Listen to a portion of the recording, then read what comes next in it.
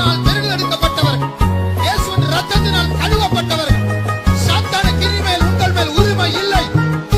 எல்லாமே இயேசு, எல்லாமே இயேசு, எனக்கு எல்லாமே இயேசு. ஆமோஸ் 8ஆம் அதிகாரம். Let's turn to Amos chapter 8. முதல் 2 வசனங்களை வாசிப்போம். Let's read verse 1 and 2. பின்பு கர்த்தராகிய ஆண்டவர் எனக்கு காண்பித்ததாவது, இதோ பழுத்த பழங்களுள்ள ஒரு கூடை இருந்தது. அவர், ஆமோஸே, நீ என்னத்தை காண்கிறாய் என்று கேட்டார். பழுத்த பழங்களுள்ள ஒரு கூடையை காண்கிறேன் என்றேன். அப்பொழுது கர்த்தர் என்னை நோக்கி, என் ஜனமாகிய இஸ்ரவேலுக்கு முடிவு காலம் வந்தது, இனி அவர்களை மன்னிக்க மாட்டேன். Thus hath the Lord God showed unto me, and behold, a basket of summer fruit. And he said, Amos, what seest thou? And I said, a basket of summer fruit. Then said the Lord unto me, the end is come upon my people of Israel. I will not again pass by them any more. போன வாரத்தில் இதே வசன பகுதியிலிருந்து கர்த்தர் சில காரியங்களை நம்மோடு பேசினார். Last week from the same scripture portion the Lord spoke to us. ஒரு நியாய தீர்ப்பு வரப்போகிறது. There is going to be a judgment. எப்படி சில நேரத்துல ஹை கோர்ட்ல இருந்தோ போலீஸ் ஸ்டேஷன்ல இருந்தோ நமக்கு நோட்டீஸ் வருகிறது, இந்த குறிப்பிட்ட தேதியில் நீங்கள் ஆஜராக வேண்டும். அதுபோல கர்த்தர் பரலோக அரசாங்கம் நமக்கு நோட்டீஸை கொடுக்கிறது. As in the world we receive from a supreme court or a high court a notice that such and such day should come to the court, so also a notice has come from the government of heaven. போன வாரம் ஊழியக்காரருடைய ஜெபத்துல நம்முடைய தலைமை central pastor அவர்கள் ஒரு வார்த்தை சொன்னார், ஒரு நியாய தீர்ப்பு வரப்போகிறது, நிச்சயமா வரப்போகிறது என்று சொன்னார். Last week in the workers meeting our center pastor he also told to us there is going to come a judgment and it is sure. அதேதான் தேவன் நம்மோடு மறுபடியுமாக பேச விரும்புகிறார். And God also desires that he wants to speak to us on the same subject. கர்த்தர் சொல்லுகிறதான வார்த்தைகளை நாம் அசட்டை பண்ணக்கூடாது. All the words God speaks to us we should never despise. இது சபையாரை பயமூர்த்தி அடக்கி ஆளுகை செய்யும்படியாக மனுஷனுடைய வார்த்தைகளும் அல்ல. And these are the not words of men which can threaten and which can bring the church under control. இது கர்த்தர் நம்மோடு பேசுகிற வார்த்தை. These are the words that the Lord our God speaketh to us. பொதுவாக பழுத்த பழம் என்று சொன்னால், generally when we say a fruit which is ripe, அது எல்லாரும் விரும்பக்கூடிய ஒரு காரியம். And it is something that is desirous by everyone. ஆனால் நம்முடைய ஆண்டவர் வினோதமாக பழுத்த பழத்தை வைத்து நியாய தீர்ப்பை பற்றி பேசுகிறார். But ironically our God he speaks this some fruit, ripened fruit in towards judgment. முதலாம் அதிகாரம் முதலாம் வசனத்தை வாசிக்கும் போது, when we read in the first verse of the first chapter, இஸ்ரவேல் தேசத்தை தாக்கினதான ஒரு பூமி அதிர்ச்சி வருவதற்கு 2 வருடம் முன்பாக ஆமோஸ் தீர்க்கதரிசி இந்த வார்த்தைகளை உரைத்தார் என்று வாசிக்கிறோம். we read this Amos, the prophet Amos, he spoke this word to the children of Israel before 2 years before an earthquake had to strike this land. 2 வருடங்களுக்கு பிறகு அப்படி ஒரு பூமி அதிர்ச்சி வந்தது. And indeed after 2 years such an earthquake came. அந்த பூமி அதிர்ச்சியினுடைய பாதிப்பை பற்றி 3ஆம் அதிகாரம் 15ஆம் வசனத்தில் நாம் வாசிக்கிறோம். And we read the impact of that earthquake in chapter 3 verse 15. வாசியுங்கள். மாரி காலத்து வீட்டையும் கோடை காலத்து வீட்டையும் அழிப்பேன். அப்பொழுது யானை தந்தத்தால் செய்யப்பட்ட வீடுகள் அழியும், பெரிய வீடுகளுக்கும் முடிவு வரும் என்று கர்த்தர் சொல்லுகிறார். இந்த பூமி அதிர்ச்சியினால் நீங்கள் நான் சொல்வதை கேட்காததினால உங்களுக்கு அழிவு வரப்போகிறது. உங்களுடைய பெரிய மேன்மையான வீடுகள் எல்லாவற்றுக்கும் ஒரு முடிவு வரப்போகிறது என்று ஆண்டவர் எச்சரிக்கிறார். And God warns the people because you do not obey me and you do not hearken to the words that I say unto you, there is going to come a great earthquake where all the great houses also shall be destroyed. அதுபோல தேவன் சபையும் முழு உலகத்தையும் விசாரிக்க போகிறார், நியாயம் தீர்க்க போகிறார். So also God is going to judge the church as well as the whole world. இஸ்ரவேல் ஜனங்கள் தெரிந்து கொள்ளப்பட்டதான தேவனுடைய பிள்ளைகள், அவர்களுக்கும் ஒரு விசாரணை நாள் இருந்தது. The children of Israel, they are the chosen people of Israel. Even them they had a judgment day. எத்தனையோ நூற்றாண்டுகளுக்கு முன்பாக இஸ்ரவேல் ஜனங்கள் எகிப்திலிருந்து விடுதலையாக்கப்பட்டு சில வருஷங்கள் வனாந்தரத்தில் பயணம் செய்தார்கள். And for so many years ago, the children of Israel, they were delivered out of Egypt and they were led in the wilderness. ஆண்டவர் சொன்னார், உங்களுக்காக நான் ஒரு இடத்தை வாக்குத்தத்தம் பண்ணி இருக்கிறேன், அந்த வாக்குத்தத்தம் பண்ணப்பட்ட அந்த தேசத்திற்கு நான் உங்களை கொண்டு போகிறேன். But God said unto them, I have prepared a place for you, a promised land, and I am going to take you there. ஆனால் இவர்கள் அந்த கானான் தேசத்திற்குள் போகும்போது அங்கே ஏற்கனவே எத்தனையோ ஜாதியார் ராஜாக்கள் எல்லாம் அங்கே குடியிருந்தார்கள். And but before they inherited the land of Canaan, there are so many kings and nations inhabiting that land. நாங்கள் ஏற்கனவே இங்கே வந்து விட்டோம், உங்களை நாங்கள் விட மாட்டோம் என்று சொல்லிவிட்டார்கள். And they said, we have already come into this land, we will not allow you to enter therein. ஆனால் கர்த்தர் இந்த இஸ்ரவேல் ஜனங்களை அந்த கானான் தேசத்திற்குள் போய் அத்தனை ஜாதிகளையும் ராஜாக்களையும் அழிக்கும்படியாக பர்மிஷன் அல்ல, ஆர்டர் கொடுத்தார். But however, the Lord gave not only not a permission, but he gave an order so that the children of Israel might destroy all the kings and all the nations that inhabited that land. ஏன்? Why? எத்தனையோ பேர், குறிப்பாக முகமதியர், நம்முடைய பைபிளை விமர்சனம் செய்கிற பாருங்கள், உங்களுடைய பைபிளை கொலை செய்யலாம், வெட்டி போடுங்கள் என்றெல்லாம் சொல்லுகிறதே. And many people, especially the Muslims, they say your Bible even, especially they say you should slay and smite and kill many people. அப்போ ஒரு தேசத்தை அபகரிக்கும்படியாக இவர்கள் வெட்டி போடலாமா இஸ்ரவேல் ஜனங்கள்? They ask a question, so to inhabit a land, to inherit a land, they can even kill. இதை நாம் எப்படி பார்க்க வேண்டும்? So by what perception we should see this? இஸ்ரவேல் ஜனங்கள் கானான் தேசத்துக்குள் போகும்போது, when the children of Israel, they entered into the land of Canaan, அந்த பல ஜாதியாரால் ஆளுகை செய்யப்படுகிறதான அந்த கானான் தேசம் தேவனுடைய பார்வையில் பழுத்த பழக்கூடியா இருந்தது. When all the nations that inhabited the land of Canaan, they were in the sight of God as ripened fruits.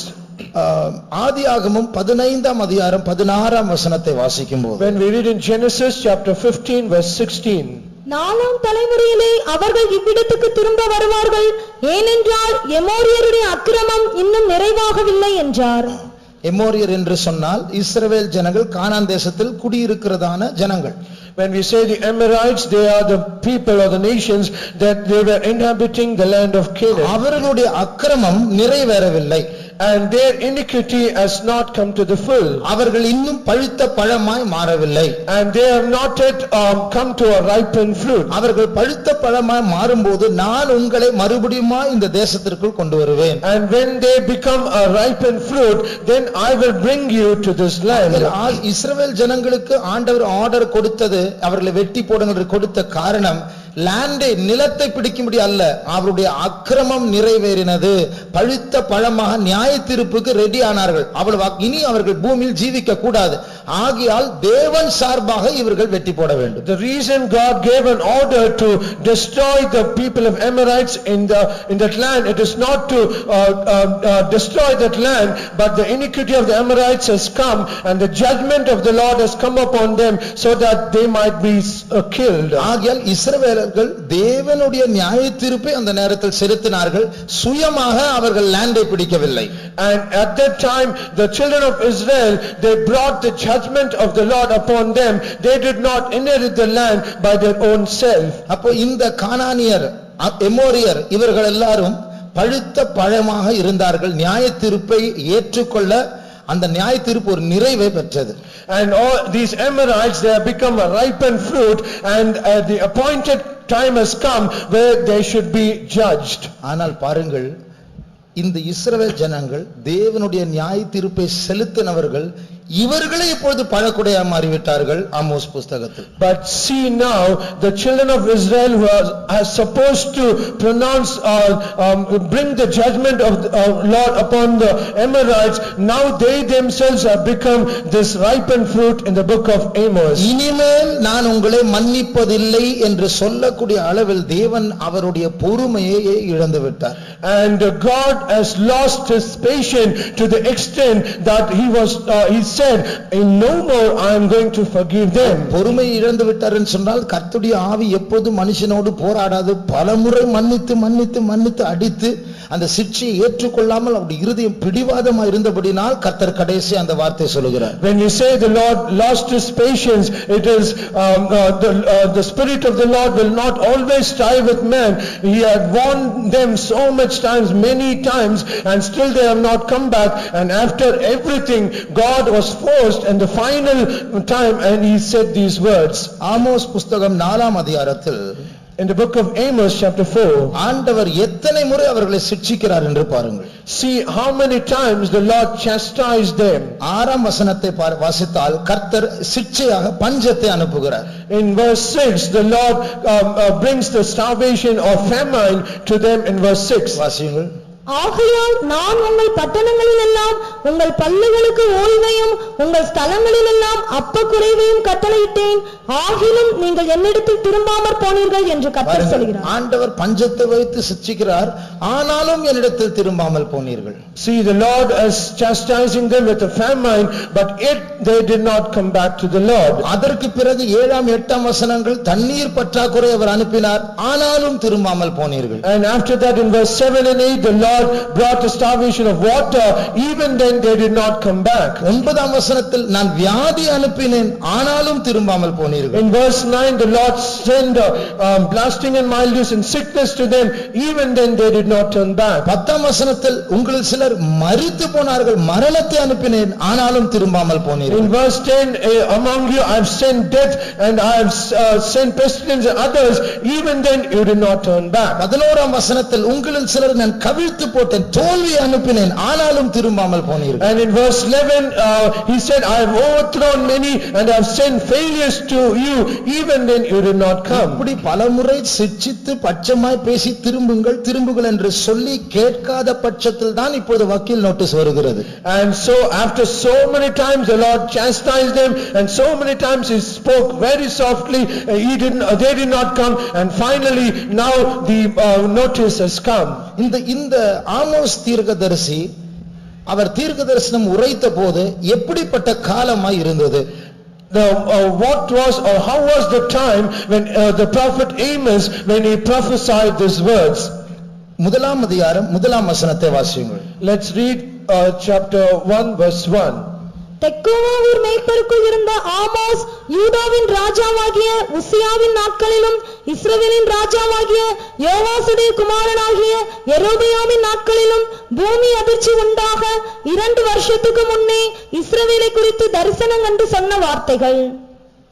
இந்த போர்டை பார்க்கும் பொழுது, when we see this board, இது இஸ்ரவேல் தேசத்தை ஒரு வரைபடம் ரஃபாக வரைந்திருக்கிறேன்.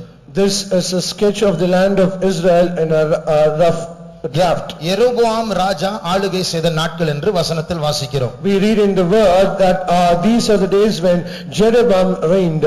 அவருடைய காலத்தில் இஸ்ரவேல் தேசம் இரண்டாக பிரிந்திருந்தது. In his days the kingdom of Israel was split into two. வடதேசம் இஸ்ரவேல் ராஜ்யம் என்று அழைக்கப்பட்டது. The north place, it is called the land of Israel. அப்பொழுது அந்த நாட்களில் உசியா ராஜா ஆளுகை செய்கிறார் வடதேசத்தில். And in that north land King Uzziah reigned. தென் தேசத்தில் யெரொபெயாம் ஆளுகை செய்கிறார். And in the south part Jeroboam reigned. Sorry, வடதேசத்தில் யெரொபெயாம் ஆளுகை செய்கிறார், தென் தேசத்தில் உசியா ஆளுகை செய்கிறார். In north land Jeroboam was reigning, and in the south part Uzziah was reigning. இங்கே 2 கோத்திரங்கள் இருக்கிறார்கள், தென் தேசத்தில் 2 கோத்திரங்கள். So now there are 2 generations in the south land. யூதா கோத்திரம், பென்யாமின் கோத்திரம். And the tribe of Judah and the tribe of Benjamin. மற்ற 10 கோத்திரங்கள் வடதேசத்தில் இருக்கிறார்கள். And other 10 tribes, they were in the northern land. இப்பொழுது சில காரியங்களை சொல்லப் போகிறேன், கவனமாக இது மனதில் ஒரு படமாக வரைந்து வைக்க வேண்டும். And I'm going to share you a few points, pay much attention and you draw it in your mind. இஸ்ரவேல் தேசத்தில் ஒரே ஒரு ஆலயம் தான் இருந்தது. In the land of Israel there was only one temple. தேசம் பிரிக்கப்பட்ட போது, when the land was split, அந்த ஆலயம் இங்கு எருசலேமில் வந்தது. that temple, it came to Jerusalem. அது அங்குதான் இருந்தது. ஆகையால் இஸ்ரவேல் தேசம் இந்த 10 கோத்திரத்தாருக்கு இப்போ ஆலயம் இல்லை, கோவில் இல்லை. So that temple was in Jerusalem, so the other 10 tribes, they did not have any temple among them. இப்பொழுது யெரொபெயாம் இங்கே ராஜாவா இருக்கிறார், வட தேசத்தினுடைய ராஜா. Now Jeroboam was a king in the northern land. இப்பொழுது இத்தனை ஜனங்கள் தொழுகை செய்ய வேண்டும் என்றால், ஆராதனை செய்ய வேண்டும் என்றால் தென் பகுதிக்கு வர, தென் தேசத்துக்கு வர வேண்டும். So all the 10 tribes, if at all they have to worship, they have to come to the southern land. இப்படி இருக்கும்போது யெரொபெயாமுக்கு ஒரு பயம் வந்து விட்டது, இப்படியே தென் தேசத்துக்கு போய் விட்டு அங்கே ஒட்டிக் கொள்வார்கள், என் ராஜ்யம் என் கையை விட்டு போய்விடும். So Jeroboam now had a fear, if at all people could go to the southern land and worship, then I will lose my kingdom. ஆகையால் தந்திரத்தினால் யெரொபெயாம் ஒரு காரியத்தை செய்தார். So through his subtleness, Jeroboam did a thing. இரண்டு பொன் கன்றுக்குட்டிகளை உண்டாக்கினார். He made 2 molten calves. ஒரு கன்றுக்குட்டியை அவருடைய தேசத்துடைய வட பகுதியில் தான் என்கிறதான ஒரு ஊரில் வைத்தார். And one among the golden calves he kept in the land of Dan. அடுத்த கன்றுக்குட்டியை The next தேசத்துடைய தென் பகுதி ஆகிய பெத்தேலில் அவர் வைத்தார். And the other golden calf he kept in the southern part of his land. ஏன் இந்த இரண்டு இடத்தில் அதை வைத்தார்? Why did he keep these 2 calves in the 2 places? இந்த ரெண்டு இடம் ஏதோ ரெண்டு இடம் அல்ல, யெரொபெயாமுக்கு இப்படி வைப்பதில் ஒரு பிளான் உண்டு. These 2 places, it is not some other 2 places. Jeroboam had a plan in keeping these 2 calves in these 2 places. இந்த யெரொபெயாமுடைய பயம் என்ன தெரியுமா? இங்க இருக்கிற ஜனங்கள் இங்க வந்து விட கூடாது. The fear that Jeroboam had is the people in this part of the area, they should not come to the other part. ஆகையால் மேலான அந்த இடத்துல வட திசையில் வைத்து இவர்கள் எல்லாரும் இந்த ஆலயத்துக்கு முதுகே காட்டி விட வேண்டும், யூதாவுக்கு போகவே கூடாது என்கிறதான அந்த நோக்கத்தோடு நேர ஆப்போசிட்ல மேலுள்ள இடத்துல அவர் ஒரு கன்றுக்குட்டியை வைத்து இங்கே போங்க என்று அனுப்புகிறார். He just kept this calf just direct to the southern part of the land where Judah is, so that none of the people of his kingdom should ever go to the land of Judah to worship. ஆனால் எல்லாரும் அப்படி போக மாட்டாங்களே. But not many, all people will go there. கொஞ்சம் பேர் ஸ்பிரிச்சுவலா இருப்பாங்க, ஆவிக்குரியவர்களா இருப்பாங்க. Some people, they will be spiritual. அவங்க என்ன பண்ணுவாங்க தெரியுமா? அவங்க வந்து ஐயோ நாங்க அங்கெல்லாம் போக மாட்டோம், நாங்க இங்கேயே போறோம் என்று சொல்லி போகும்போது வழியில் ஒரு கன்றுக்குட்டியை வைத்தார். And some people, they'll say, oh, we will not go there. So when they say and they go, and in the middle of the way he kept another calf. எருசலேமுக்கு போக வேண்டும், உண்மையான தேவாலயத்துக்கு போக வேண்டும் என்று அந்த சிந்தை வரும்பொழுது வழியில் இந்த கன்றுக்குட்டியை வைக்கும்போது ஏன் அவ்வளவு தூரம் இங்கே முடிச்சிட்டு போ என்கிறதான ஒரு பேச்சு, ஒரு வார்த்தை, ஒரு அவர்களுக்கு ஒரு அபிப்பிராயம் வருகிறது. And when they think we should be spiritual and we should go only to the temple at Jerusalem, when they think like that, when they see that calf in the way, then they will have an opinion, why should we go to such a long distance? Let us worship God even here itself. 1 ராஜாக்கள் 12ஆம் அதிகாரம் 28ஆம் 29ஆம் வசனங்களை வாசிப்போம். When we read in 1 Kings chapter 12 verse 28 and 29. ஆகையால் ராஜாவானவன் யோசனை பண்ணி பொன்னினால் 2 கன்றுக்குட்டிகளை உண்டாக்கி ஜனங்களை பார்த்து, நீங்கள் எருசலேமுக்கு போகிறது உங்களுக்கு வருத்தம், இஸ்ரவேலரே, இதோ இவைகள் உங்களை எகிப்து தேசத்திலிருந்து வரப்பண்ணின உங்கள் தேவர்கள் என்று சொல்லி ஒன்றை பெத்தேலிலும் ஒன்றை தானிலும் ஸ்தாபித்தான். பாருங்க, நான் சொன்னது போலவே இந்த பைபிளில் இந்த வசனத்தில் எழுதப்பட்டிருக்கு, ஒன்று பெத்தேல் ஒன்று தானில் ஸ்தாபித்தான். See, as I said, the same thing is written in the Bible. One calf was set in Bethel and other in Dan. எத்தனையோ ராஜாக்கள் அதற்கு பிறகு வந்து போனார்கள், ஆனால் இந்த கன்றுக்குட்டி அவர்களால் தொட முடியவில்லை என்று பைபிளே சொல்லுகிறது.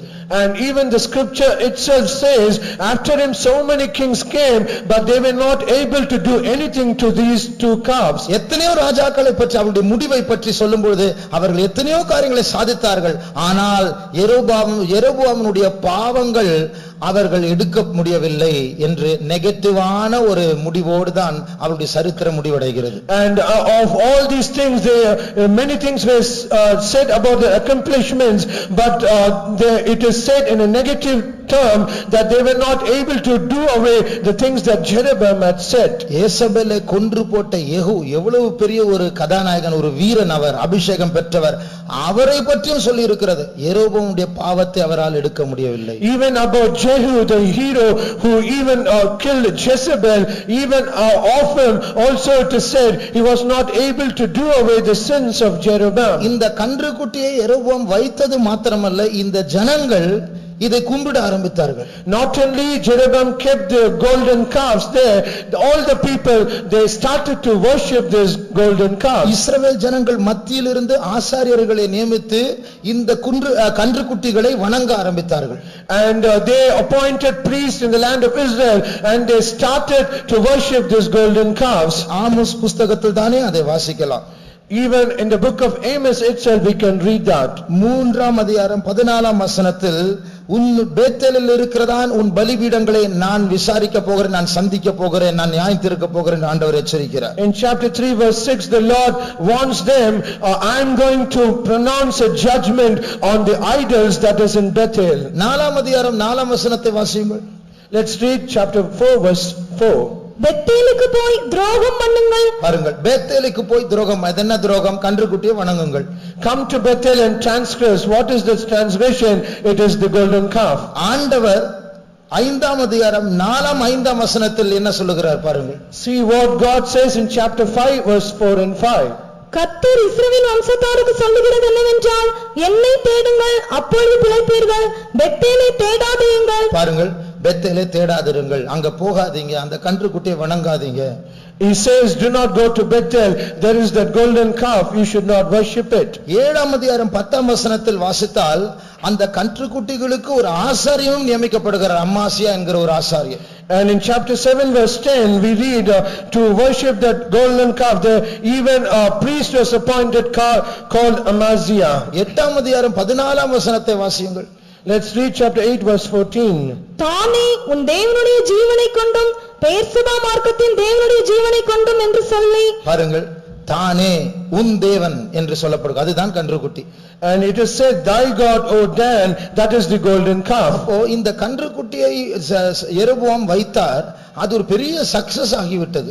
And Jeroboam set these two golden calves, it has become a great success. எப்படி இஸ்ரவேல் ஜனங்கள் இந்த கன்றுக்குட்டி வழிபாட்டினால் தாக்கப்பட்டார்களோ, அதே போல சபையிலும் இன்றைக்கு வேறு விதத்தில் நடந்து கொண்டிருக்கிறது. So as the children of Israel was attacked by these two golden calves, even now the church has also been afflicted by these two golden calves. Amos தீர்க்கதரிசி ஒரு பழுத்த பழக்கூடையை பார்த்தால் அது இஸ்ரவேல் தேசத்தை குறிக்கிறது.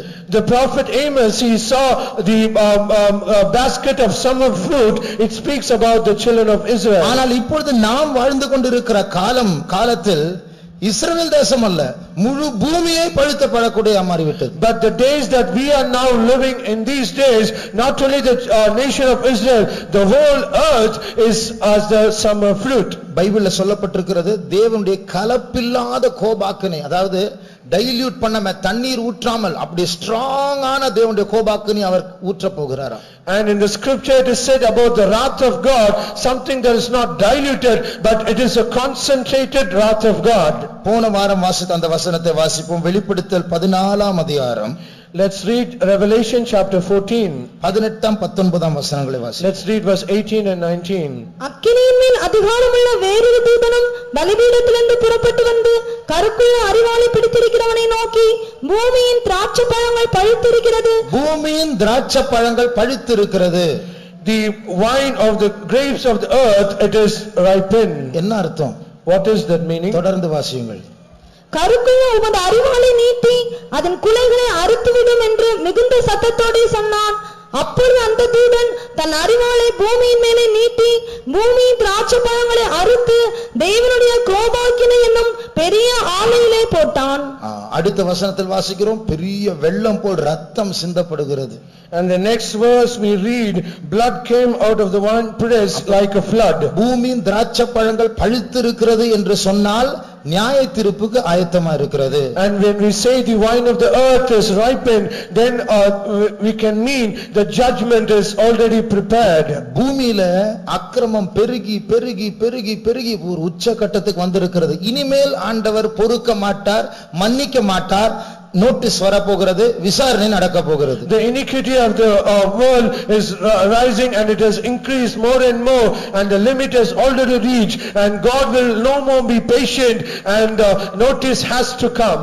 அப்போ இப்படி பார்க்கும்போது இரண்டு பொற்கன்று குட்டிகளை பார்க்கிறோம். So we can see about these two golden calves. இந்த ரெண்டு ஏற்கனவே எகிப்தில் ஏகப்பட்ட கன்று குட்டிகள் உண்டு.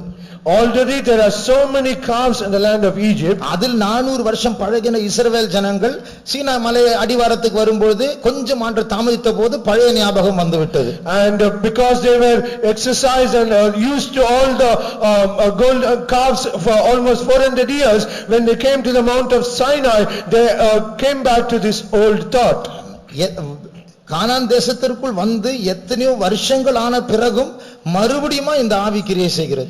And even after coming to the land of Canaan, after so many years, this spirit was in operation. இந்த ரெண்டு கன்றுக்குட்டிகள் ஏதோ ரெண்டு கன்றுக்குட்டிகள் இல்ல, யெரொபெயாம் இதை உண்டாக்கி அறிமுகப்படுத்தும் போது இந்த கன்றுக்குட்டிகள் தான் உங்களை எகிப்திலிருந்து வெளியே கொண்டு வந்த கன்றுக்குட்டிகள். When Jeroboam said the golden calves, he said these are the gods which brought you out of the land of Egypt. ஆனால் உண்மை சொல்லப்போனால் இவர்களை அடிமைப்படுத்தின வெளியே போக கூடாது என்று அடக்கின கன்றுக்குட்டிகள் தான் இந்த கன்றுக்குட்டிகள். But to the truth, if we say these are the golden calves which enslaved all the children of Israel so that they might not come out of Egypt. ஆனால் ஆண்டவருடைய ஓங்கிய புயத்தினால் அவர்களை பறித்தெடுத்த போது அந்த கன்றுக்குட்டிகள் சொல்லுகிறது, நான் தான் விட்டேன் உங்களை. And when by the outstretched arm of the Lord, when God delivered these golden calves, it appeared to say that I have loved you. இப்போ பாருங்க, எகிப்திலிருந்து அந்த கன்றுக்குட்டிகள் இப்பொழுது இஸ்ரவேலில் உட்கார்ந்து கொண்டிருக்கிறது. But now we can see these golden calves, now it is sitting in the midst of the children of Israel. அந்தி கிறிஸ்துனுடைய வல்லமைகள், அக்கிரமத்தின் ரகசியம் வெளி உலகத்தில் இருக்கிற எத்தனையோ கோடி மக்களை ஆளுகை செய்தாலும் எப்படியாவது சபையை தீட்டுப்படுத்த வேண்டும் என்றுதான் அதனுடைய குறிக்கோள். The mystery of iniquity and antichrist, though there are so many kingdoms of this world, somehow he tries to control and bring everyone under his reign. அப்பொழுது இப்போ நாம் தான் இஸ்ரவேல். But now we are the Israelites. இந்த யெரொபெயாம் பிசாசுக்கு அடையாளமா இருக்கிறான். This Jeroboam is compared to the devil. அவன் சபையில் இரண்டு கன்றுக்குட்டிகளை வைக்கிறான். And in the church he places two golden calves. ஒரு கன்றுக்குட்டி தான். One golden calf is dead. அது யூதாவுக்கே போக கூடாது, யூதாவே பார்க்க கூடாது என்று சொல்லி அவர்களை தலையே திருப்பி வேறு திசையில் கொண்டு போகிறதான ஆவி. And that is spirit is it will hinder so that they should never go to Judah, and it will turn their heads toward that idol. இது போல இந்த முதல் கன்றுக்குட்டியை போல சபையில் இருக்கிற பலரை பிசாசு தலையை திருப்பி திசையை திருப்பி தேவனையே மறக்க செய்து சபைக்குள்ள உட்கார்ந்து ரட்சிக்கப்படாதவர்களை போல ஒரு அவிசுவாசியை போல உலகத்துக்கும் அவர்களுக்கும் வித்தியாசமே இல்லை என்று சொல்லுகிறது போல ஒரு வாழ்க்கைக்குள் சிக்க வைக்கிறான் பிசாசு. And one group of people, as this golden calf, they are in the church and they are seated as though they are never saved and they have never known God, and they will try to deviate the people of God from the direction that they can turn towards God. சபையில Bible சொல்லுகிறது, சிலர் இயேசுவின் வருகையில் கைவிடப்படுவது மாத்திரமல்ல, அவர்கள் கைவிடப்பட்டு அந்தி கிறிஸ்துவோடு சேர போகிறார்கள். In the Bible itself says not only people will be left behind, they will also join with the Antichrist. அவர்கள் தான் இந்த முதல் கன்றுக்குட்டிக்கு பின்னாடி போகிறவர்கள். These are the group of people, they follow after the first calf. அவருடைய முதுகு தான் ஆலயத்தை நோக்கி பார்க்கிறது. And only their backs it will turn toward the temple. அவர்களுக்கு தேவனை பற்றி அன்போ உறவோ ஐக்கியமோ இல்லை. and they do not have any love or fellowship or any relationship with God. அவர்களுக்கு ஆவிக்குரிய பாரங்கள் இல்லை. They do not have any spiritual burdens. அவருடைய பாரமும் அவருடைய ஆசையும் அவருடைய பேச்சும் அவருடைய சிரிப்பும் அவருடைய சந்தோஷம் எல்லாமே இந்த உலகம்தான். They are all burdens and their joy and their laughing and everything, it is all only pertaining to this world. நான் இதை சொல்ல விரும்பவில்லை.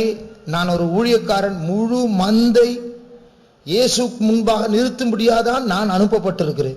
And I do not desire to say this. I am the servant of God and I am supposed to lead the whole flock of the church towards God. ஆனால் உண்மை என்னவென்றால், இதே சபையிலிருந்து அந்தி கிறிஸ்துவோடு சேர்ந்து அவனுடைய முத்திரை எடுத்து இயேசுவுக்கு விரோதியாக மாறக்கூடிய விதத்தில் வாழ்ந்து வருகிறவர்கள் இருக்கிறார்கள். But in the same church there are a group of people, they will be ready to receive the seal of the Antichrist and they will rise up against Jesus. போய் தொலை என்று சொல்வதற்காக சொல்லவில்லை, போக கூடாது, மாற வேண்டும் என்று சொல்லுகிறேன்.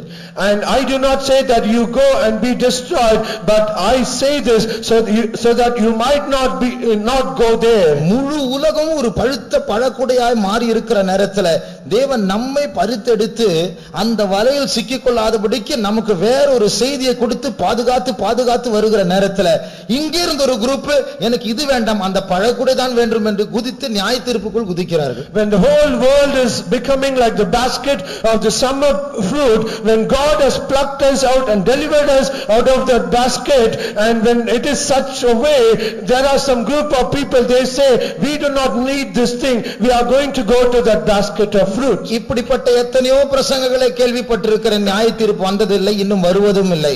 And I have already used to hear so much of sermons like this about judgment, but still that judgment has not come. இதேதான் லோத்தின் நாட்களில் சொன்னார்கள், நோவாவின் நாட்களிலும் சொன்னார்கள். And it is the same thing they preach in the days of Lot and in the days of Noah. ஒரு நாள் வெள்ளம் வந்தது. One day the flood came. ஒரு நாள் அக்கினி மழை பெய்தது. One day there were fire from heaven. ஒரு நாள் அங்கு சிரித்தவர்கள் அழ ஆரம்பித்தார்கள். One day all those that they laughed, they cried. அதே போல மனுஷகுமாரன் வரும் நாட்களில் சம்பவிக்கும் என்று இயேசு சொன்னார்.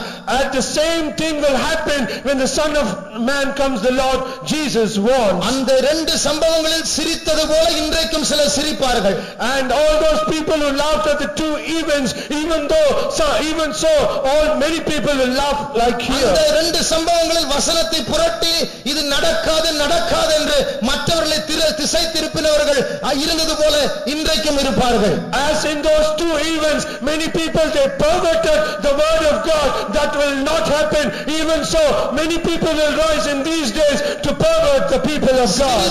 அத்தனை பேரும் அழ ஆரம்பித்தது போல இந்த நாட்களிலும் அழ ஆரம்பிப்பார்கள். All those who laughed as they cried in those days, even so in these days many people will start to cry. நான் உண்மையாய் சொல்லுகிறேன், இப்படிப்பட்ட பிரசங்கம் செய்ய என்னுடைய இருதயம் விரும்பாது.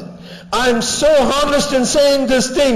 I never desire, or my heart will never allow to preach such a sermon. ஏன் தெரியுமா? Do you know why? இப்படி ஒரு பிரசங்கத்தை பண்ணும்போது என் இருதயம் சொல்லுது, நீ மாட்டிட்டா? And because when I preach such a sermon, my heart itself is convicting me, if you will also be stuck in this. இது ஊருக்கு பிரசங்கம் இல்லையே, நானும் தானே சபை. It is not only a sermon to the other people, even I am also part of this church. நாளைக்கு தேவனுடைய கிருபை விட்டு போனால் நானும் அந்த பழைக்குடையில் தான் இருப்பேன். If at all I also go away from the grace of God, I also myself will be in the basket of the summer fruit. நான் பேசுகிறது ஆண்டவர் பேசு என்று சொன்னபடினால் பயந்து பேசுகிறேன், அவ்வளவுதான். I speak all these words because the Lord asked me to speak all these words, and I speak this with fear and trembling. ஒரு குடிகாரன் எப்படி மயங்கி கிடந்து புத்தி தெளிவில்லாமல் இருக்கிறாரோ அதே போல அவனை எழுப்ப அடிக்கணும், தண்ணி தெளிக்கணும். அது போலதான் நாமும் சில நேரத்தில் நம்முடைய மயக்கத்திலிருந்து எழுப்பப்பட வேண்டும். As a drunkard, when he is insane and without his clear mind, when he is just lying like that, how we should hit him, smite him and to wake him up, so also the Lord sometimes has to take this path. பாருங்க, இந்த Bible Amos புஸ்தகத்தில் வாசிக்கிறோம், இந்த யூதர்கள் ஒருவர் அழைக்கிறார்கள், பெத்தேலுக்கு போவோம், பாவம் செய்வோம். We read in the book of Amos, the Jews, they call one to another, saying, "Come, let us rise up and go to Jerusalem." தானே உன் தேவன் ஜீவிக்கிறார். Oh, then your God liveth. எவ்வளவு பயங்கரமான துணிகரமான வார்த்தை. How presumptuous and how terrible word is that. இது போல நம்மில் அநேகர் இருளாக்கப்பட்டு துணிகரமான சில தப்புகளை செய்து ஒன்றும் சம்பவிக்காதது போல அது சந்தோஷமான காரியம் போல வாழ்ந்து வருகிறோம். So also we also be darkened and we become presumptuous and do all sorts of things and we go in such a way. போன வாரம் ஊழியக்காரருடைய ஜெபத்துல ஒரு தீர்க்க தரிசனம் வந்தது. Last week in the workers meeting there came a prophecy.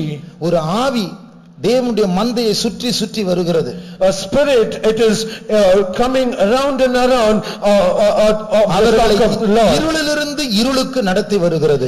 And it leads them from darkness to darkness. வெளிச்சத்திலிருந்து இருள் அல்ல, இருளிலிருந்து இன்னும் இருளுக்குள். It is not from light to darkness, it from darkness to darkness. அவர்களை நடத்தும் பொழுதே அவர்களை சில தவறுகளை செய்ய வைத்து இது தவறு அல்ல என்று அதே ஆவி தட்டி கொடுக்கிறது. As they lead these people, it did not say, it says that it is not wrong and it encourages them to go more and more into the darkness. இப்படிப்பட்ட ஜனங்களை பாதுகாக்கும்படியாக அந்த தீர்க்க தரிசனத்தின் மூலமா ஆவியானவர் ஊழியக்காரர்களை தட்டி எழுப்பிக் கொண்டிருந்தார். To preserve and to protect all such people, the Spirit of God through the servants of God, He wants us to protect those people. நேற்று ராத்திரி ஜெபத்துல அதற்காக நாங்கள் ஜெபித்தோம், அநேகர் வரவில்லை. And even yesterday night we all prayed for that thing, but many people have not come. ஆகையால் நாம் நியாய தீர்ப்பின் விளிம்பில் இருக்கும் பொழுது நாம் இன்னும் நம்முடைய மயக்கத்தில் இருந்தால் சிக்கிக் கொள்வோமே. But now if we are at the brim of the judgment, if even still we are not in that insane state, then we will go into a terrible trap. சபையை மூன்றாய் பிரிக்கலாம். We can divide the church into three parts. ஒன்று ஜெயம் கொண்டு இயேசுவின் வருகையில் எடுத்துக் கொள்ளப்படுகிறவர்கள். One group of people, they are overcoming people and they will be caught up at the coming of Jesus. ஒன்று இயேசுவினுடைய பூரணத்தை அடைய முடியாமல் கைவிடப்பட்டு ஆனால் இரத்த சாட்சியை மறிக்க பலன் கொண்டவர்கள். And the other group of people, they will not be caught up at the coming of the Lord and they will die as martyrs in the tribulation period. மூன்றாவது கூட்டத்தார் ஒரு இரத்த சாட்சியை மறிக்கவும் பலன் இல்லாமல் அந்தி கிறிஸ்துவின் பிரஷருக்கு ஒப்பு கொடுத்து முத்திரை எடுக்கிறவர்கள். And the third group of people are those, they will not be able to die as martyrs, they will not have any strength to die as martyrs, and because of the pressure of the Antichrist, they will accept the seal of the Antichrist. நேரா வடதிசையில் இருக்கிற ஆப்போசிட்ல இருக்கிறதான அந்த கன்றுக்குட்டிக்கு பின்னாடி போகிறவர்கள் தான் கைவிடப்பட்டு முத்திரை எடுக்கிறதான group. And these are the group of people, they go directly to the northern part of the land and they will be left behind and they will accept the seal of the Antichrist. அந்த இரண்டாவது கன்றுக்குட்டி கூட்டத்தார், and the group that belong to the second golden calf, அவர்கள் ஆலயத்திற்கு இன்னும் கொஞ்சம் சீரியஸாக வரக்கூடியவர்கள், அதை கொஞ்சம் முக்கியப்படுத்துகிறார்கள், ஆனாலும் அவர்களுக்கு பூர்ணத்தை தேடுகிறதில்லை. And these are the group of people, they are spiritual people, they give some importance to come to Jerusalem and they take it as something serious and they yield themselves to come. ஆலயத்துக்கு போகிற வழியில் ஒரு கன்றுக்குட்டி நின்று கொண்டிருக்கிறது, அதை கடந்து போக தெரியவில்லை, அங்கு நின்று விடுகிறார்கள். And in the way to go to Jerusalem, to the temple at Jerusalem, there is a golden calf and they do not have a strength to bypass that and go. ஆகையால் அங்கே நின்று விட்டு அதை கும்பிடுகிறார்கள். And they stand there and they are stuck there and they worship that golden calf. அர்த்தம், அவருடைய முகம் கோவிலை பார்த்து தான் இருக்கிறது, ஆனால் அவர்களுக்கு முன்னேற முடியாதபடிக்கு தடை. The meaning is their faces are turned towards the temple but they do not have strength to proceed or progress further. இப்படி நாம் அரைகுறையாக ஸ்பிரிச்சுவலா ஆவிக்குரியவர்களா இருந்தாலும் பாதிப்பு உண்டு, அதிலேயும் நம்மை தடை செய்கிற சில கன்றுக்குட்டிகள் உண்டு.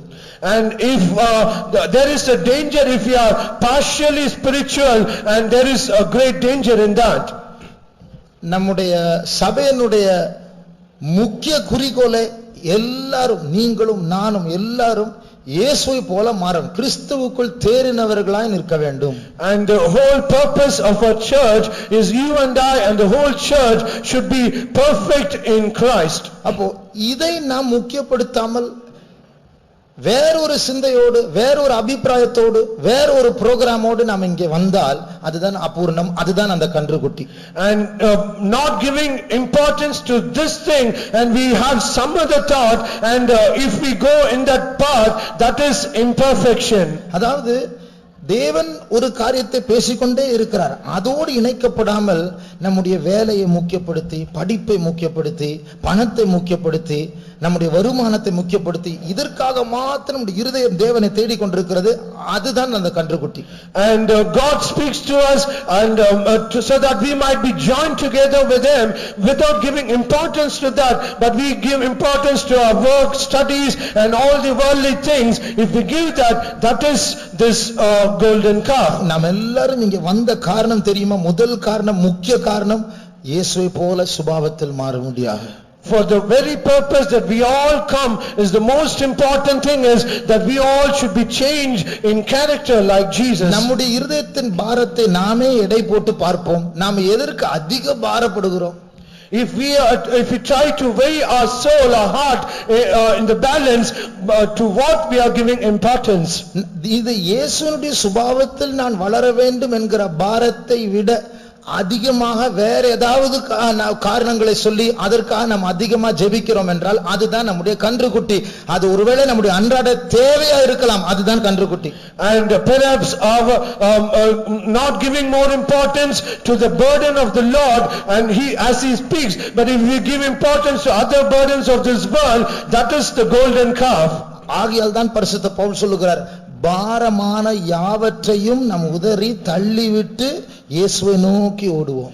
And that is what St. Paul says, let us lay aside all the weight that burdens us and let us go forward looking unto Jesus. அப்போ இந்த அந்திகிறிஸ்து உபத்திரவ காலத்துல முழு பூமியையும் தன் வசமாக அவன் கொண்டு வர போகிறான். This Antichrist in the tribulation period, he is going to bring back the whole world under his control. ஆனால் அவனுடைய மைண்ட் முழு பூமி அல்ல. But our mind is not the whole world. அவனுடைய அந்த அந்திகிறிஸ்துடைய மனசு முழு பூமியில் அல்ல. But the mind of the Antichrist, it is not the whole world. இஸ்ரவேல்ல எருசலேம்ல அங்க ஒரு ஆலயம் இருக்கு, அந்த ஆலயத்துல ஒரு மகா பரிசுத்த ஸ்தலம் இருக்கு, அந்த மகா பரிசுத்த ஸ்தலத்துல ஒரு உடன்படிக்கை பெட்டி இருக்கு, அந்த பெட்டிக்கு மேல 2 தூதர்கள் இருக்கிறார்கள், அந்த 2 தூதர்களுக்கு இடையில் தேவன் உட்காருகிற ஆசனம் சீட், நான் அங்க போய் உட்காரணும். And he is not concerned of the whole world, but he is concerned of the land of Israel and the temple that is in the land of Israel, and in the most holy place there is an ark of the covenant, and amidst the ark of the covenant there are cherubims, and amidst the cherubims there is the presence of God. I should be seated in that place. இதே போல அதே அந்திகிறிஸ்துவின் ஆவி சபைக்குள்ள புகுந்து கர்த்தரால் தெரிந்து கொள்ளப்பட்டவர்களை வசீகரித்து சிதறடித்து தேவனுடைய ஸ்தானத்தில் இதை சபையில் ஆளுகை செய்ய வேண்டும் என்றுதான் அவனுடைய இச்சை. And his lust is in the same church there is a place of worship and there is the presence of God, and he is lusting on that place. அப்போ அந்த திட்டத்தோடு அவன் தந்திரமாக சபையில் கிரியை செய்கிற நேரத்துல, and with that plan when he deals with the church with that subtlety, தேவன் கை நீட்டி கூப்பிடுகிறார், வாருங்கள் அங்க பேத்தேலுக்கு போகாதீங்கள். God he stretches out his arms and he is calling us, come back, come to me, do not go to Bethel. ஆனா நமக்கு அது கேட்க கூட மனசு இல்ல. But we do not have even mind to hear that. அதெல்லாம் ஆண்டவர் அடிக்கிறார். பஞ்சத்தினால், தண்ணீர் பற்றாக்குறையினால், வியாதியினால், தோல்வியினால், மரணத்தினால் மாறி மாறி அடிக்கிறார், அப்பொழுதும் திரும்பவில்லை. And because of that the Lord chastises with famine, with the drought and with pestilence and with failure, and he is overthrowing us with sickness and other things. Even then we do not have mind to come to him. சாத்தான் கிட்ட இருந்தும் pressure வந்துட்டே இருக்கு, நீங்க இப்படி இரக்கம் பாராட்ட கூடாது, நீங்க நீதி உள்ள தேவன் தானே, எவ்வளவு நேரம் இப்படி இரக்கம் பாராட்டலாம், அவனை எனக்கு கொடு, அவனை என்னுடைய கையில் ஒப்புவி என்று அவனும் கேட்டுக் கொண்டிருக்கிறான். And the pressure is coming from Satan, and he is saying to God, you are a righteous God, he has to be punished, give that person to me, I will punish him, and he is asking permission and he puts pressure on the Lord. நாம் ஜெபிக்காத பட்சத்தில், திருந்தாத பட்சத்தில், தாழ்த்தாத பட்சத்தில் தேவனுடைய இரக்கத்தை விட தேவனுடைய நீதி அது மேல எழும்புகிறது. But when we do not pray and when we do not humble ourselves and when we do not come back to the Lord and correct ourselves, the righteousness or the judgment of God is on the increase. அப்பொழுதுதான் வக்கீல் notice வரும். Then the lawyer notice comes to us. மறுபடியும் சொல்லுகிறேன், இந்த முழு பூமி ஒரு பழுத்த பழக்குடையாய் மாறிக்கொண்டிருக்கிறது. Once again I stress on this, the whole world has become a basket of summer fruit. நம்மில் அநேகர் இந்த உலகத்தோடு ஒப்பந்தம் செய்து இந்த உலகத்தில் நாம் சந்தோஷத்தை கண்டுபிடிக்கிறோம். And many people, many of us, we just compromise ourselves with this world and we get joy in this world. இந்த இன்பம் நிறைந்த உலகம், நாம் படிக்கிற உலகம், வேலை செய்கிற உலகம், நம்முடைய வீடு இருக்கிற இந்த உலகம் தேவனுக்கு சத்துருவா இருக்கிறது என்று மறக்க கூடாது. We should never forget the world that we are living and we are studying and we are working, it is enmity towards God. தேவனுடைய ராஜ்யத்தை சேர்ந்த நாம் இந்த உலகத்தில் வாழ்ந்தாலும் நாம் இந்த உலகத்தார் அல்ல என்று மறக்கவே கூடாது. We who belong to the kingdom of God or the kingdom of heaven, we should never forget that we are strangers in this earth. ஒவ்வொரு நாட்டினுடைய எம்பசி இந்தியாவில் இருக்கிறது. And every country, the embassy of all the countries are in India. அமெரிக்காவினுடைய embassy இந்தியாவில் இருக்கிறது. The embassy of the United States of America, it is in India. Embassy இந்தியாவில் இருந்தாலும் அந்த அமெரிக்க எம்பசி அது அமெரிக்காவினுடைய சொந்த இடம், அது இந்தியாவில் இருந்தாலும். And because the embassy of America, though it is in India, it does not belong to India. That place, it belongs to America. அந்த அர்த்தம், அந்த நிலம் அது கொஞ்சம் ஒரு அரை ஏக்கர் நிலமா இருக்கலாம், ஆனால் அது அமெரிக்காவுக்கு சொந்தம். Though it might be a very small land and half an acre, even though it belongs only to America. இப்போ ஒரு அமெரிக்கா கொலைகாரன் இருக்கிறான் என்று வைத்துக் கொள்வோம். இந்தியாவில் ஒரு கொலை செய்து விட்டான், ஒரு அமெரிக்கன் கொலை செய்து விட்டான். Consider an American in India, he has committed a murder. அவன் ஓடி போய் அமெரிக்கன் டெல்லியில் இருக்கிற அமெரிக்கா எம்பசிக்குள் புகுந்து விட்டான். And immediately he runs to the embassy of America in Delhi. இந்தியாவில் இருக்கிற அரசாங்கம், போலீஸ், வக்கீல் யாரும் ஒண்ணும் பண்ண முடியாது. And the government of India and all the police forces, they can do nothing to him. அந்த ஒரு இடத்துக்குள்ள போக முடியாது. They can never enter into that place. அமெரிக்க அரசாங்கத்தை கான்டாக்ட் பண்ணி அவர்கள் மூலமா சட்டபூர்வமாய் வேண்டுமென்றால் வெளியே கொண்டு வரலாம், இல்லாமல் முடியாது. And they should contact the government of America and they should receive some legal punishment or legal case, then only they can touch him. அதுபோல நம்முடைய ஃபெய்த்தும் தேவ ராஜ்யத்தினுடைய embassy. So also our faith home is the embassy of the kingdom of heaven. உங்களுடைய வீடுகள் தேவனுடைய ராஜ்யத்தினுடைய embassy. Your houses are the embassy of the kingdom of heaven. பிசாசு அதை திருட விடக்கூடாது. You should never allow devil to steal. தேவன் உங்களுக்கு கொடுத்திருக்கிற பாதுகாப்பான இடம், அதில் கன்றுக்குட்டியை வைக்க விடக்கூடாது. That place is given as a safest place for you. You should never allow as the place of the calf. வீட்ல டிவி இருந்தா 1000 முறை சொல்லியாச்சு வைக்க கூடாது என்று சொல்லி அதை வைத்து பார்த்து கொண்டிருந்தால் அந்த கன்றுக்குட்டியினுடைய விளைவுகளை சந்திக்க ஆயத்தப்படுங்கள். We have told you thousands of times not to keep the television at your home. After that, if you keep it, then that is the place of the golden calf. இன்றைக்கு சிரிக்கலாம், இன்றைக்கு விமர்சனம் செய்யலாம், எதிர்க்கலாம். ஒரு காலம் வரப்போகிறது, அந்த அற்ப கால டிவினால நித்திய காலம் வாழப்போகிறீர்கள். Now you might laugh and now you might criticize all these things, but now there is going to come a judgment and you have to meet the consequences. அது அவ்வளவு முக்கியமா? Is it so important? நித்திய காலமா அழக்கூடிய அளவில் இப்போ அனுபவிக்கும் என்று அது அவ்வளவு சுவை உள்ளதா? You are going to suffer for eternity, then it is so important that you should enjoy now. சாத்தான் அவ்வளவு லகுவாக உங்களை ஏமாற்றி விட்டானா? Is it the devil has cheated you so easily? ஆகையால் நம்முடைய வீடுகளை எம்பசியாக நாம் காத்துக்கொள்வோமாக. So let us protect our houses as an embassy of the kingdom of heaven. உலகம் என்று லேபல் வைத்திருக்கிற எதுவா இருந்தாலும் அது நம்முடைய வீட்டில் இருக்க கூடாது. Whatever that has a caption or label as something to worldliness, let nothing be in our home. இன்றைக்கு சாட்சியில் கேட்டோமே, ஒரு இந்து சகோதரிக்கு நம்முடைய சபைக்கு வர வேண்டும் என்று ஆண்டவர் தரிசனம் கொடுத்தார். Even today we heard of a testimony to the Hindu sister.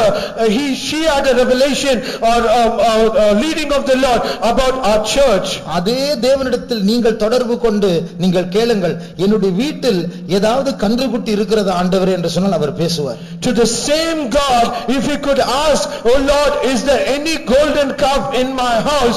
surely he will reveal and he will speak to you. பரிசுத்த பவுல் சொல்லுகிற எப்படியாயினும் மரித்தோரின் உயிர்த்தெழுதலை நான் அடைய வேண்டும், அதற்காக நான் எதை விடவும் ரெடியா இருக்கிறேன். And St. Paul says, somehow I should attain to the order of the resurrection, and for that I leave everything. அவர் சொல்லுகிறார், நான் அதை தியாகம் செய்கிறேன் என்று சொல்லவில்லை, அதை குப்பையாய் விடுகிறேன் என்று சொல்லுகிறார். He says, he does not say that as a sacrifice, but he says, I count it as dung and dust. நான் தியாகம் செய்றேன்னு சொன்னா எனக்கு வேணும், விலையேறப்பட்டது, ஆனாலும் பரலோகம் போக முடியாது, சரி நான் விடுகிறேன், அதான் தியாகம். When we say a sacrifice, it is like that, it is I need it is something essential, but somehow I should go to the kingdom of God, and because of that I leave it. குப்பை என்று சொன்னால் இது இயேசுவின் வருகைக்கு தடையாக்குமா, ஐயோ எனக்கு வேண்டவே வேண்டாம் என்று உடனடியாய் போடுவது. But when we say as dung and dust, it is say, oh, it will it be a hindrance that I will not be caught up at the coming of the Lord? I don't need that. குப்பை எடுத்து நம்ம சாப்பிடுற டேபிள்ல வைப்போமா? Will we ever bring the dust and keep it on our dining table? பக்கத்தில் இருந்தாலே எனக்கு தடை, அது தீட்டு, என் வீடு நாறும், அதற்குன்னு ஒரு இடம் இருக்கு, அதான் குப்பை தொட்டி, அங்கதான் இருக்க வேண்டும். Even if it is very near to me, it is something that is that will defile my thing, and the place that it should be in the dust. பெரிய பெரிய பில்டிங்ஸ் அழிய போகிறது. So many great buildings will be destroyed. பெரிய பெரிய ஆட்கள் அழிய போகிறார்கள். So many great people are going to be destroyed. எதெல்லாம் இந்த பூமியில் மேன்மை என்று எண்ணப்படுகிறதோ எல்லாமே நீங்க போகிறது. All things that is called something great in this world, it is going to be destroyed one day. ஒரு மீனை பிடிக்க புழு தேவையாயிருக்கிறது, அந்த மீனை பிடித்த பிறகு அந்த புழு அவசியம் இல்லை. To catch a fish, a worm is needed, but after that fish is caught, that there is no need of that worm. இந்த பூமியில இருக்கிறதான பெரிய கார், அழகான பைக், அழகான Dress, நல்ல உயர்ந்த சம்பளம் உடைய அந்த வேலை, அப்படிப்பட்டதான நம்முடைய ஈர்க்கக்கூடிய எதுவா இருக்கட்டும், அது செல்போனா இருக்கட்டும், எதுவா இருக்கட்டும், எல்லாமே புழுதான், உங்களை பிடிக்கிறதுக்கு தான். உபத்திரவ காலத்தில் இதெல்லாம் அற்று போக போகிறது. All the things of this world, the beautiful car and the beautiful bike and all the fashionable dress and all the things of this world, it is just like the worm to trap us, to attract us, but in the tribulation period everything will be gone. அப்போ இதெல்லாம் ஒரு கண்ணி, பிரியமானவர்களே. Beloved, all these things is a snare.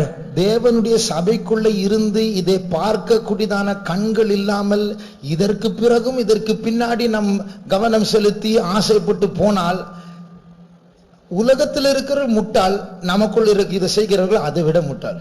After hearing so much of things in this church, and if still we do not have the mind or vision of all these things in this world, if we do not yield ourselves, the people of this world are fools. We are more fools than them. இப்போ இஸ்ரவேல் ஜனங்களை பாருங்கள், ஆண்டவர்களை பஞ்சத்தினால் அடித்து, தண்ணீர் பஞ்சத்தினால் அடித்து, வியாதினால் அடித்து, மரணத்தினால் அடித்து, தோல்வினால் அடித்து, மாறி மாறி அடித்து, அப்பொழுதும் திருந்தவில்லை என்றால் அந்த இருதயம் எவ்வளவு பிடிவாதமா இருக்கும், அந்த கன்றுக்குட்டியுடைய வல்லம் எவ்வளவு பயங்கரமானது.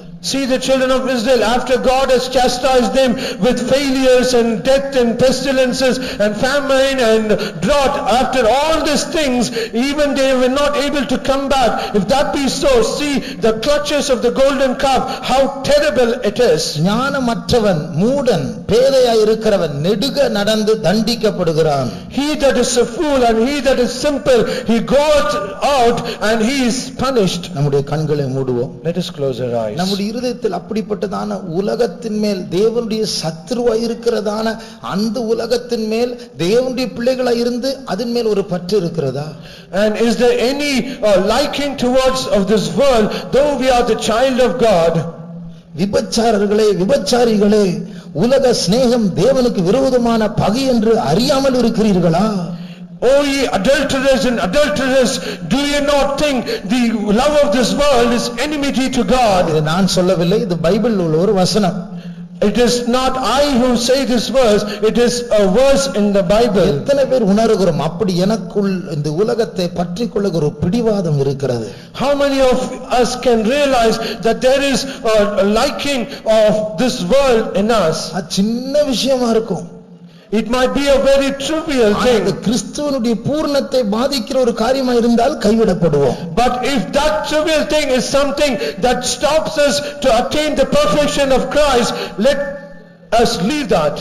கைவிடப்பட்ட பிறகு இதுக்குமா தண்டனை என்று அன்றைக்கு கேட்டு பிரயோஜனம் இல்லை, இப்பொழுதே கேட்டு ஆண்டவர் நம்மோடு பேசட்டும். After we are left behind, there is no use that we should think even it is for this trivial thing we are punished, there is no use, but now itself let us repent for that. ஒரு group சபையில் தானில் இருக்கிறதான கன்றுக்குட்டிக்கு பின்னாடி போகிறார்கள். One group in the church, they go follow after the golden calf that is in Dan. சபையில் உட்கார்ந்து கொண்டிருக்கிறாங்க, தேவன் மேல் அன்பில்லை.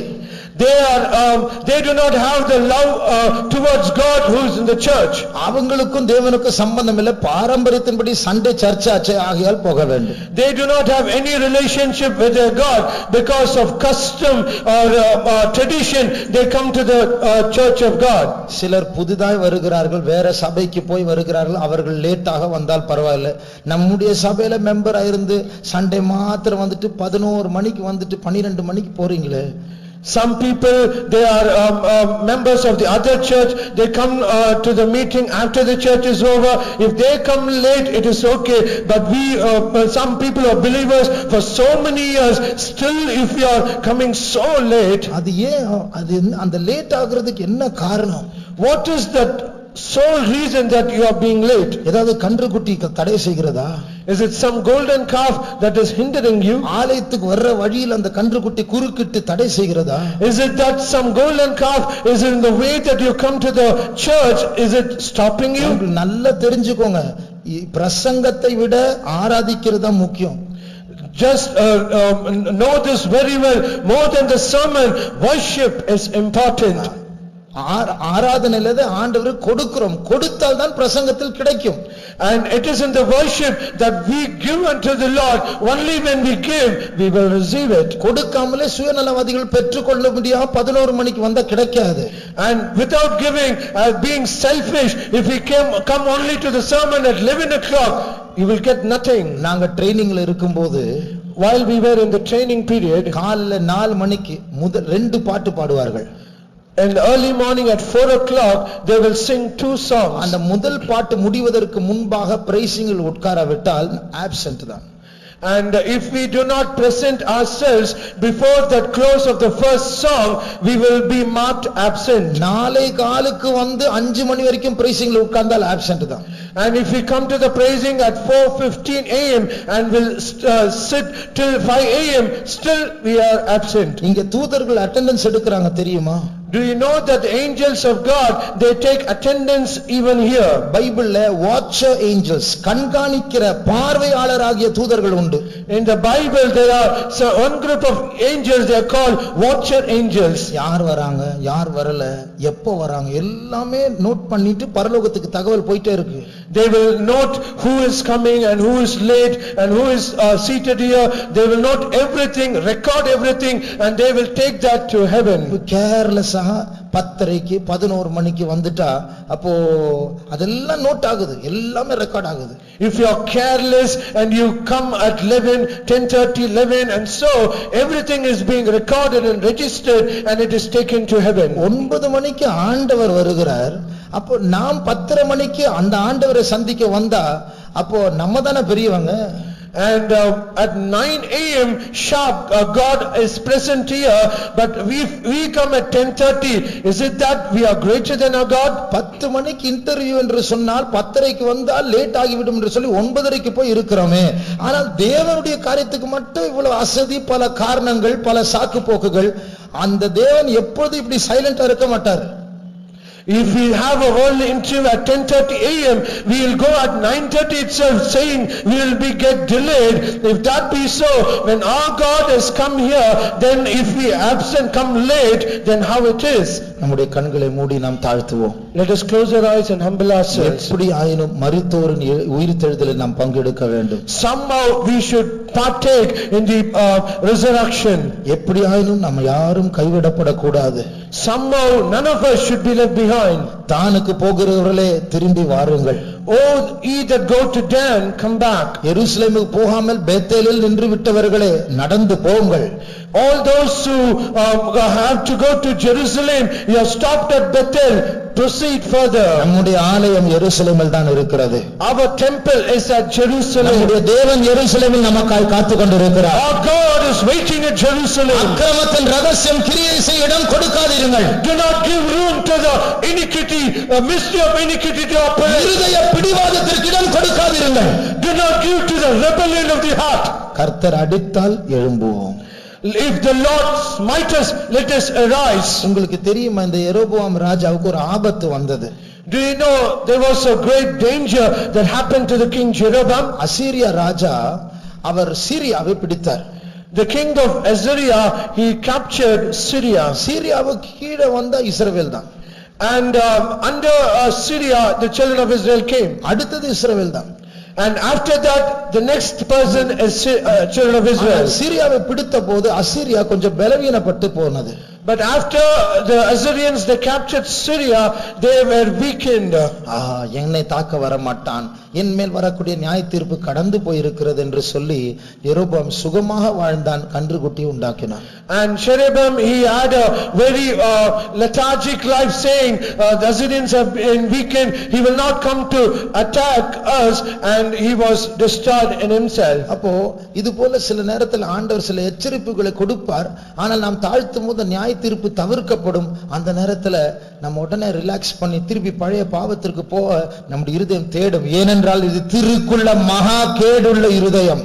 So also when we are allowed to receive the judgment of God, if we humble ourselves, God will avoid and delay the judgment. Then we should not be high-minded and think that nothing will happen. We should not be like that, because our heart is so desperately wicked. ரெண்டு காரியத்துக்காக ஜெபிப்போம் இப்பொழுது. Now let us pray for two things. பலன் இருந்தால் முழங்காலில் நிற்போம். If we are able, be on your knees. ஒன்று, உங்களுடைய இருதயத்தில் என்னுடைய இருதயத்தில் அப்படி அந்த நாம் ஆண்டவர் வெறுக்கிற அந்த உலகம், அந்த பாவத்துக்கு பின்னாடி போகக்கூடிய ஒரு பிடிவாதத்தை பகுத்தறிந்தால் அது போக வேண்டும் என்று ஜெபிக்க போகிறோம். And if we are able to discern that we are not able to hate that sin, let us pray to the Lord. The Lord should help us. அந்த stubbornness, அந்த பிடிவாதம் என்னை விட்டு போக வேண்டும். That stubbornness should go out of us. Let us pray and ask help of the Lord. இரண்டாவது, secondly, என்னுடைய வீட்டில் நம்முடைய faith homeல் எந்த கன்றுக்குட்டியும் இருக்கக்கூடாது, தேவ ராஜ்யத்துடைய எம்பசியாக மாற்றப்பட வேண்டும். In my church and in my house, none of this golden calf should be there, and my house should be turned as an embassy of the kingdom of heaven. எந்த பிசாசு வந்தாலும் வாசலோடு நிற்க வேண்டும், உள்ள வர அனுமதி இருக்கக்கூடாது. Whatever be the devil, it should just stop at the door of your house. It should never enter into your house. என்னுடைய சரக்கு உள்ள இருக்கு என்று சொல்லி பிசாசு உரிமை பாராட்டி உங்கள் வீட்டுக்குள் நம்முடைய faith homeக்குள் அவன் வரக்கூடாது. None of the devil should claim anything of his things in the house, and it should not come into your house, not to the church. ஜெபிக்க ஆரம்பிப்போம். Let us start to pray. இருதயத்தில் அப்படிப்பட்ட கடினம் இருந்தால் ஜெபிப்போம், தாழ்த்துவோம். If we have that hardened in our heart, let us humble ourselves and start to pray.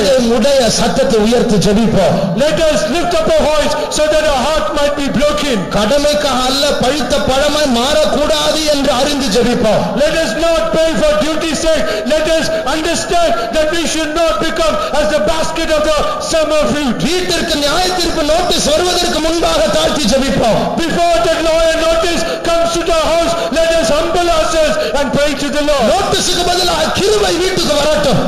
Instead of the notice, let grace come to our house. அது எந்த கன்றுக்குட்டியா இருக்கட்டும், அது வீட்டை விட்டு போகத்தான் வேண்டும். Whatever be the golden calf, let it go out of our house. சுத்திகரிக்கிற கர்த்தர் நம்மத்தில் உலாவிக் கொண்டிருக்கிறார். He that cleanses, the Lord who cleanses us, he is moving in our midst. அவர் சொல்லுகிற வார்த்தை என்னவென்றால், His word that he says to us, நீங்கள் மனம் பொருந்தி கீழ்ப்படிந்தால் தேசத்தின் நன்மையை புசிப்பீர்கள். if you repent and you obey, you shall eat the good of the இந்த land. உலக தேசம் அல்ல, It is not the worldly, சபை தேசம், இஸ்ரவேல் தேசம். this is the land of the church, the land of Israel. இந்த இஸ்ரவேல் தேசத்தில் ஒரு நன்மை இருக்கிறது.